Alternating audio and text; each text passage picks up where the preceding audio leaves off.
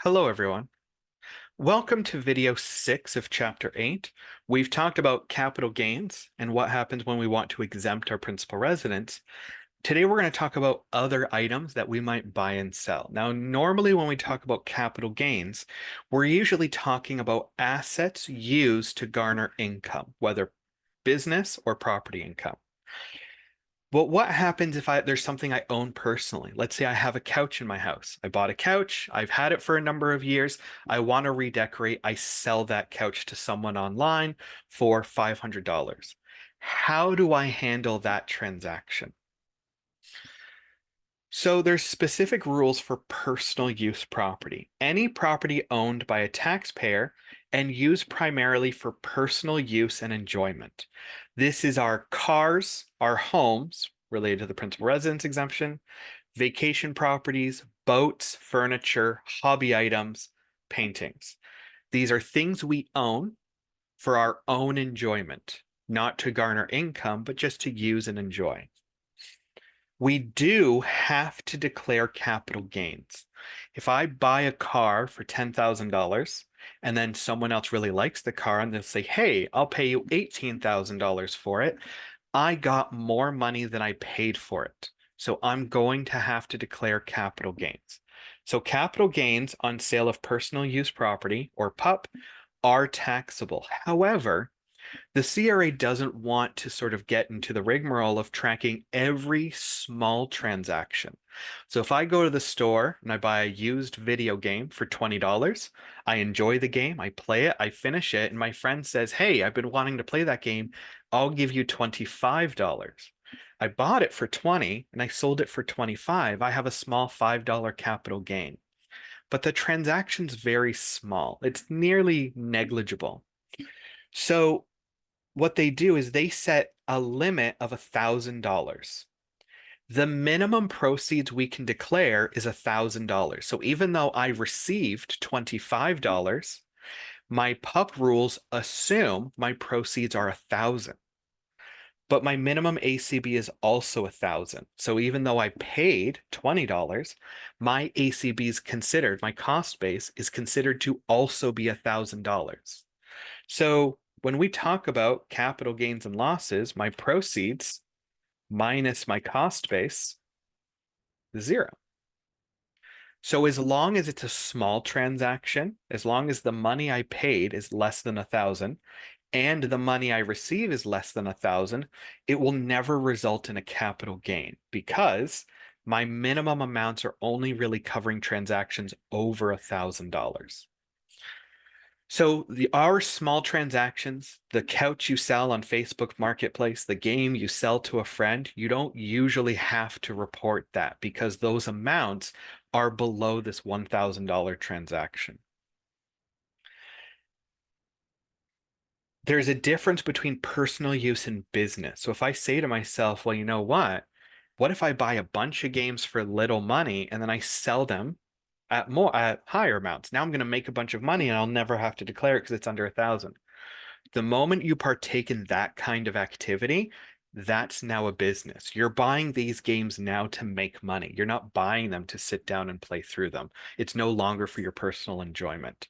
So when you start doing these activities frequently, the government might say, okay, this is no longer personal use, this is a business, and you now have to track every transaction.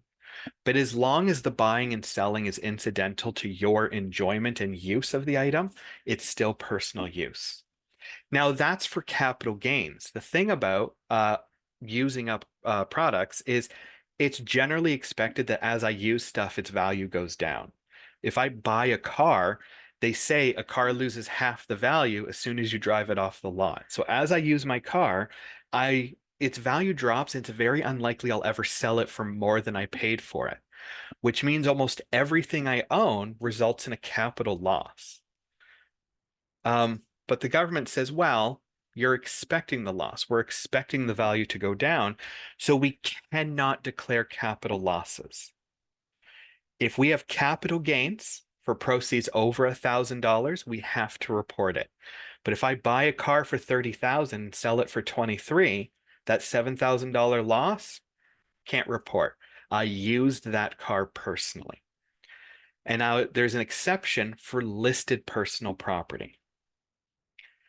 Listed personal property is personal use property that's expected to go up in value. These are often art pieces, prints, etchings, drawings, paintings, could be jewelry, a rare folio, a rare book, a stamp, or coin.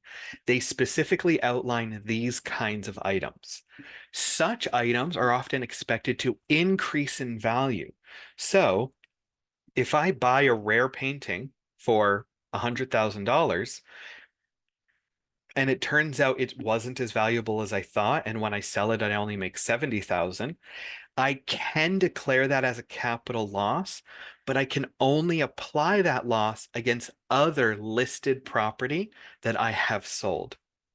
So if I have three paintings, I sell two of them at a gain, my third one sells at a loss, I can reduce my capital gain on listed personal property by my losses on listed personal property. So generally, we only report our capital gains. When it comes to capital losses, we can only report losses on these specific items and only against gains on these specific items.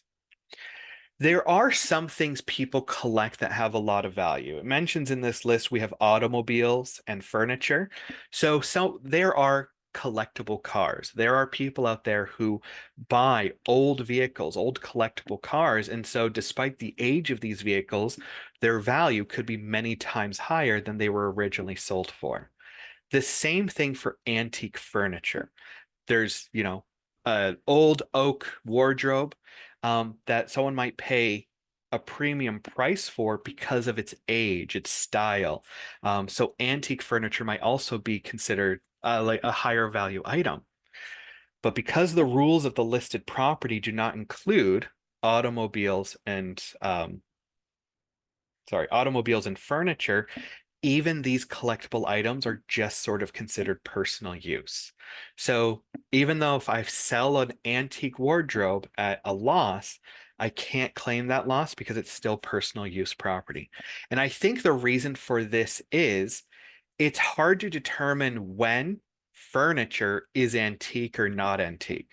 There's not a hard rule between, well, this 50-year-old chair is an antique piece, but this 50-year-old chair is not. How do we define which furniture is which? And I think they just don't get into that.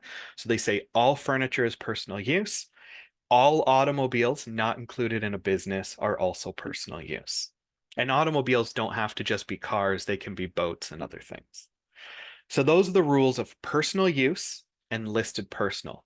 We declare our capital gains and we don't get capital losses unless we can specifically apply them against listed personal property. So the exercise for that,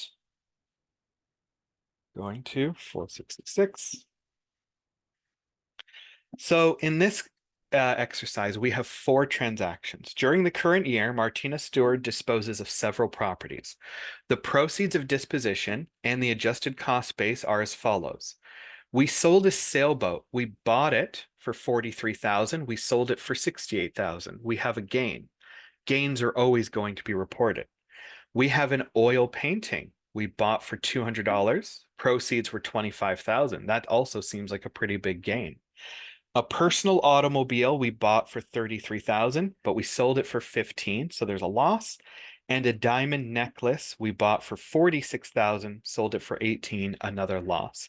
So we have two gains and we have two losses, but which of these losses can we use? So we have our personal use property. We're going to start with our sailboat. So our sailboat has a capital gain of $25,000, but the sailboat is an automobile. It's just an automobile that runs on water. So it is a personal use property. So we have this $20,000 gain very easily. Our oil painting we sold for $200. The thing is, personal use property rules, our minimum cost base is $1,000. So even though we bought it for 200, it is assumed that our ACB is $1,000. So our gain here is going to be 25,000 minus 200, not minus 1,000, not minus 200. So our gain for that oil painting is actually $24,000. We have a loss on a personal automobile. Our proceeds were only 15,000, but because automobiles are personal use property, there's nothing we can do. That is a loss that's just out into the ether. We can't apply it anywhere. But we had jewelry that we sold at a loss. We only got $18,000 for a piece of jewelry we spent $46,000 on. So we have a loss on listed personal property.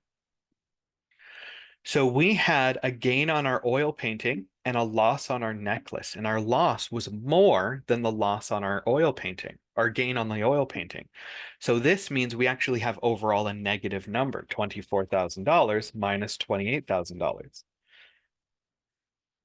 This $4,000 net capital loss on listed personal property can't be used right now. It will have to be carried over until the next time we sell listed personal property. We can only use that loss insofar that we have an LPP capital gain to apply it for. So that additional $4,000 is just going to hang around. But our personal use property, that sailboat we sold at a gain, we can't deduct that loss against it. So that $25,000 is declared. We have a taxable portion at 50%. So our taxable capital gain for the year related to these transactions is going to be paid up, is going to be 12,500 for paid up property. For personal use property. So these are the various four cases we might come across. If the proceeds are less than 1,000 and the ACB is less than 1,000, so we have a loss here, but because they're both deemed to be 1,000, nothing happens.